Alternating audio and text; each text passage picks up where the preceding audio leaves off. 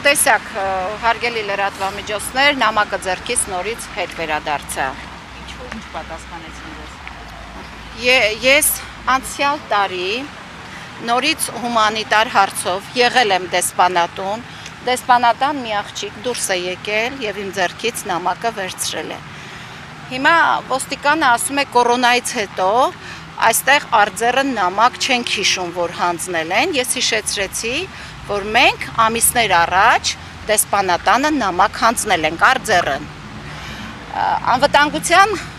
ներկայացուցիչը դեսպանատան, Արա, եթե չեմ սխալվում, Ղազարյան, ինձ ասում է, որ ընթացակարգ է փոխվել,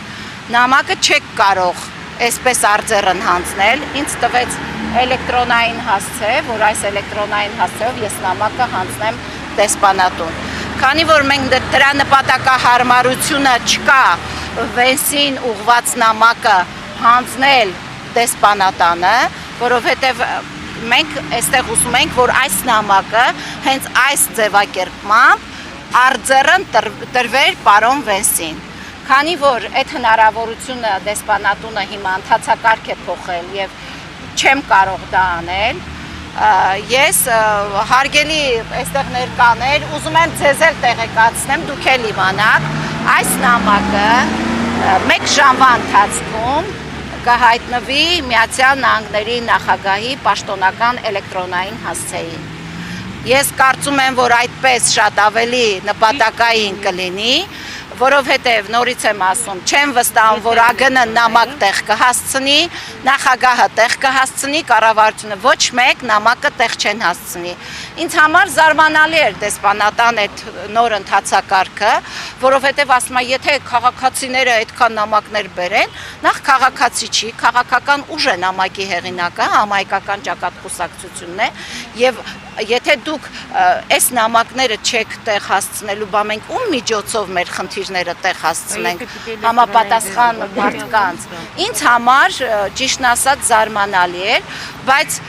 մենք ապրում ենք մի աշխարհում, որտեղ անհնարին ոչինչ չկա։ Ես խոստանում եմ 1 ժամվա ընթացքում այս նամակը, այս ձևակերպմամբ, այս նույն բլանկի վրա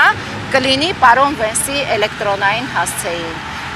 Ճիշտ է, ինձ այստեղ տվեցին դեսպանատան մեյլ, բայց ես չեմ ուղարկի այդ մեյլին, որովհետև իմ նամակը ուղված չէր դեսպանատանը, իմ նամակը ուղված էր Միացյալ Նահանգների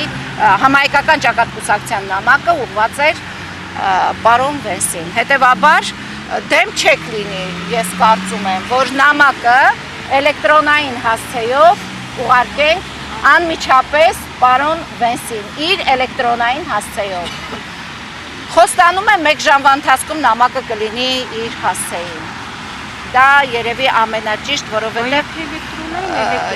որովհետև այս հասցեով նպատակահարմար չեմ գտնում նամակ փոխանցել։ Եթե արտահայտողներ կան, խնդրեմ բոլորդ ազատ եք արտահայտվելու։ Դուք էլ կարող եք տեսակետ ունենալ։ Օրերը առաջ Փաշինյանը խաղաղության համար ցանակ ստացավ։